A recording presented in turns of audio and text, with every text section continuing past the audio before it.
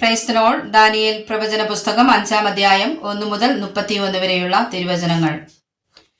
ബെൽശസ്സർ രാജാവ് തന്റെ മഹത്തുക്കളിൽ 1000 പേർക്ക് ഒരു വലിയ വിരുന്നൊരുക്കി അവർ കാണുകെ വീഞ്ഞു കുടിച്ചു. ബെൽശസ്സർ വീഞ്ഞു കുടിച്ച് രസിച്ചിരിക്കുമ്പോൾ തന്റെ അപ്പനായ നെബൂഖദ്നേസർ യെരൂശലേമിലെ മന്ദിരത്തിൽ നിന്ന് എടുത്തുകൊണ്ടുവന്നിരുന്ന പൊൻവെള്ളി പാത്രങ്ങളെ രാജാവും മഹത്തുക്കളും അവന്റെ ഭാര്യമാരും വെപ്പാട്ടികളും അവയിൽ കുടിക്കേണ്ടതിനായി കൊണ്ടുവരുവാൻ കൽപ്പിച്ചു. അങ്ങനെ അവർ യെരൂശലേമിലെ ദൈവാലയത്തിന്റെ മന്ദിരത്തിൽ നിന്ന് കൊണ്ടുവന്നിരുന്ന പൊൻപാത്രങ്ങളെ കൊണ്ടുവന്ന് രാജാവും മഹത്തുക്കളും അവന്റെ ഭാര്യമാരും വെപ്പാട്ടികളും അവയിൽ കുടിച്ചു. അവർ വീഞ്ഞു കുടിച്ച് പൊന്നും വെള്ളിയും താമ്രവും ഇരുമ്പും മരവും കല്ലും കൊണ്ടുള്ള ദേവന്മാരെ സ്തുതിച്ചു. തൽക്ഷണം ഒരു മനുഷ്യന്റെ കൈവിരലുകൾ പുറപ്പെട്ട് വിളക്കിനു നേരെ രാജധാനിയുടെ ചുവരിന്റെ വെള്ളമേലെഴുതി. എഴുതിയ കൈപ്പത്തി രാജാവ് കണ്ടു. ഉടനെ രാജാവിന്റെ മുഖഭാവം മാറി.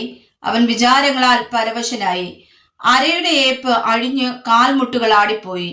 രാജാവ് ഉറക്കെ വിളിച്ചു. ആ വിചാരകന്മാരെയും കൽദയരെയും ശകുനവാദികളെയും കൊണ്ടുവരുവാൻ കൽപ്പിച്ചു. രാജാവ് ബാബേലിലെ വിദ്വാൻമാരോട്, ആരെങ്കിലും ഈ എഴുത്ത് വായിച്ച് അർത്ഥം അറിയിച്ചാൽ അവൻ ധൂമ്രവസ്ത്രവും കഴുത്തിൽ പൊന്മാലയും ധരിച്ച് രാജ്യത്തിൽ 3-മനായി വാഴും എന്ന് കൽപ്പിച്ചു. അങ്ങനെ രാജാവിന്റെ വിദ്വാൻമാരൊക്കെയും അകത്തു വന്നു. എങ്കിലും എഴുത്തു വായിപ്പാനും രാജാവിനെ അർത്ഥം അറിയിപ്പാനും അവർക്ക് കഴിഞ്ഞില്ല. അപ്പോൾ ബെൽശസ്സർ രാജാവ് അത്യന്തം വ്യാകുലപ്പെട്ടു. അവന്റെ മുഖഭാവം മാറി. അവന്റെ മഹത്തുക്കൾ അമ്പരന്നുപോയി. രാജാവിന്റെയും മഹത്തുക്കളുടെയും വാക്ക് ഹേതുവായി രാജ്ഞി ഭോജനശാലയിൽ വന്നു. രാജാവ് ദീർഘായുസ്സായിരിക്കട്ടെ. തിരുമനസ്സുകൊണ്ട് വിചാരങ്ങളാൽ പരവശനാകരുത്. മുഖഭാവം മാറുകയും അരുത്. വിശുദ്ധ ദേവന്മാരുടെ ആത്മാവുള്ള ഒരു പുരുഷൻ തിരുമനസ്സിലെ രാജ്യത്തുണ്ട്. തിരുമേനിയുടെ അപ്പന്റെ കാലത്ത് പ്രകാശവും ബുദ്ധിയും ദേവന്മാരുടെ ജ്ഞാനം പോലെയുള്ള ജ്ഞാനവും അവനിൽ കണ്ടിരുന്നു. തിരുമേനിയുടെ അപ്പനായ നെബൂഖദ്നേസർ രാജാവെ, തിരുമേനിയുടെ അപ്പൻ തന്നെ ബെൽത്ശസ്സർ എന്ന് പേര് വിളിച്ച ദാനിയേലിൽ ഉത്കൃഷ്ട മനസ്സും അറിവും ബുദ്ധിയും സ്വപ്ന വ്യാഖ്യാനവും ഗൂഢാർത്ഥ വാക്യ പ്രദർശനവും സംശയ ഛേദനവും കണ്ടിരിക്കയാൽ രാജാവ് അവനെ മന്ത്രവാദികൾക്കും ആഭിചാരകർക്കും കൽദയർക്കും ശകുനവാദികൾക്കും അധിപതിയാക്കി വെച്ചു. ഇപ്പോൾ ദാനിയേലിനെ വിളിക്കട്ടെ, അവൻ അർത്ഥം ബോധിപ്പിക്കും എന്നുണർത്തിച്ചു. അങ്ങനെ അവർ ദാനിയേലിനെ രാജസന്നിധിയിൽ കൊണ്ടുവന്നു.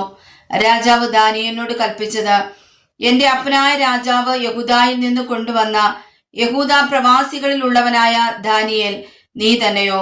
ദേവന്മാരുടെ ആത്മാവ് നിന്നിലുണ്ടെന്നും പ്രകാശവും ബുദ്ധിയും വിശേഷ ജ്ഞാനവും നിന്നിൽ കണ്ടിരിക്കുന്നുവെന്നും ഞാൻ നിന്നെക്കുറിച്ച് കേട്ടിരിക്കുന്നു. ഇപ്പോൾ ഈ എഴുത്ത് വായിച്ച് അർത്ഥം അറിയിക്കേണ്ടതിന് വിദ്വാൻമാരെയും ആഭിചാരകന്മാരെയും എന്റെ മുമ്പാകെ വരുത്തിയിരുന്നു. എങ്കിലും കാര്യത്തിന്റെ അർത്ഥം അറിയിപ്പാൻ അവർക്ക് കഴിഞ്ഞില്ല. എന്നാൽ അർത്ഥം പറവാനും സംശയഛേദനം ചെയ്യുവാനും നീ പ്രാപ്തനെന്ന് ഞാൻ നിന്നെക്കുറിച്ച് കേട്ടിരിക്കുന്നു. ആകയാൽ ഈ എഴുത്ത് വായിച്ച് അതിന്റെ അർത്ഥം അറിയിപ്പാൻ നിനക്ക് കഴിയുമെങ്കിൽ നീ ധൂമ്രവസ്ത്രവും കഴുത്തിൽ പൊന്മാലയും ധരിച്ച് രാജ്യത്തിലെ 3-മനായി വാഴും. ദാനിയേൽ രാജസന്നിധിയിൽ ഉത്തരമുണർത്തിച്ചത്, ദാനങ്ങൾ തിരുമേനിക്കു തന്നെ ഇരിക്കട്ടെ. സമ്മാനങ്ങൾ മറ്റൊരുത്തന് കൊടുത്താലും എഴുത്ത് ഞാൻ രാജാവിനെ വായിച്ചു കേൾപ്പിച്ച് അർത്ഥം ബോധിപ്പിക്കാം. രാജാവേ, അത്യുന്നതനായ ദൈവം തിരുമേനിയുടെ അപ്പനായ നെബൂഖദ്നേസറിന് രാജത്വവും മഹത്വവും പ്രതാപവും ബഹുമാനവും നൽകി. അവന് നൽകിയ മഹത്വം ഹേതുവായി സകല വംശങ്ങളും ജാതികളും ഭാഷക്കാരും അവന്റെ മുമ്പിൽ ഭയപ്പെട്ട് വിറച്ചു. തനിക്ക് ബോധിച്ചവനെ അവൻ കൊല്ലുകയും ബോധിച്ചവനെ ജീവനോട് വെക്കുകയും ബോധിച്ചവനെ ഉയർത്തുകയും ബോധിച്ചവനെ താഴ്ത്തുകയും ചെയ്തു വന്നു. എന്നാൽ അവന്റെ ഹൃദയം ഗർവിച്ചു. അവന്റെ മനസ്സ് അഹങ്കാരത്താൽ കഠിനമായി പോയ ശേഷം അവൻ രാജാസനത്തിൽ നിന്ന് നീങ്ങിപ്പോയി. അവർ അവന്റെ മഹത്വം അവനിൽ നിന്ന് എടുത്തു കളഞ്ഞു. അങ്ങനെ അവൻ മനുഷ്യരുടെ ഇടയിൽ നിന്ന് നീങ്ങി. അവന്റെ ഹൃദയം മൃഗപ്രായമായി തീർന്നു. അവന്റെ പാർപ്പ് കാട്ടുകഴുതുകളോട് കൂടെ ആയിരുന്നു. അവനെ കാളയെപ്പോലെ പുല്ലുതേറ്റി. മനുഷ്യരുടെ രാജ്യത്വത്തിന്മേൽ അത്യുന്നതനായ ദൈവം വാഴുകയും തനിക്ക് ബോധിച്ചവനെ അതിന് നിയമിക്കുകയും ചെയ്യുന്നു എന്ന് അവൻ അറിഞ്ഞതുവരെ അവന്റെ ദേഹം ആകാശത്തിലെ മഞ്ഞുകൊണ്ട് നനഞ്ഞു. അവന്റെ മകനായ ബെൽശസ്സരെ, ഇതൊക്കെയും അറിഞ്ഞിട്ടും തിരുമേനിയുടെ ഹൃദയത്തെ താഴ്ത്താതെ സ്വർഗസ്നായ കർത്താവിന് നേരെ തന്നെത്താൻ ഉയർത്തി അവന്റെ ആലയത്തിലെ പാത്രങ്ങളെ അവർ തിരുമുമ്പിൽ കൊണ്ടുവന്നു. തിരുമേനിയും മഹത്തുക്കളും തിരുമനസ്സിലെ ഭാര്യമാരും വെപ്പാട്ടികളും അവയിൽ വീഞ്ഞു കുടിച്ചു. കാണുവാനും കേൾപ്പാനും അറിയുവാനും വകയാത്ത പൊന്നു, വെള്ളി, താമ്രം, ഇരുമ്പ്, മരം, കല്ല് എന്നിവ കൊണ്ടുള്ള ദേവന്മാരെ സ്തുതിച്ചു. തിരുമനസ്സിലെ ശ്വാസവും എല്ലാ വഴികളും കൈവശമുള്ളവനായ ദൈവത്തെ മഹത്വീകരിച്ചതുമില്ല.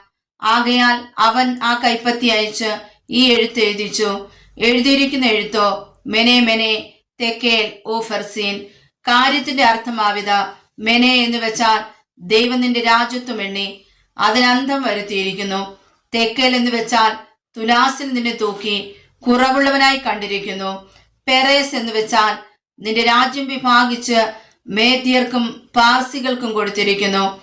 അപ്പോൾ ബെൽശസ്സറിന്റെ കൽപ്പനയാൽ അവർ ദാനിയേലിനെ ധൂമ്രവസ്ത്രവും കഴുത്തിൽ പൊന്മാലയും ധരിപ്പിച്ചു. അവൻ രാജ്യത്തിന് മൂന്നാമനായി വാഴുമെന്ന് അവനെക്കുറിച്ച് പ്രസിദ്ധമാക്കി. ആ രാത്രിയിൽ തന്നെ കൽദയ രാജാവായ ബെൽശസ്സർ കൊല്ലപ്പെട്ടു. മേദ്യനായ ദാരിവേശ് 62 വയസ്സുള്ളവനായി രാജ്യത്വം പ്രാപിച്ചു. വായിച്ചതായ വചനങ്ങളാൽ കർത്താവ് നമ്മേവരെയും അനുഗ്രഹിക്കുമാറാകട്ടെ. ആമേൻ.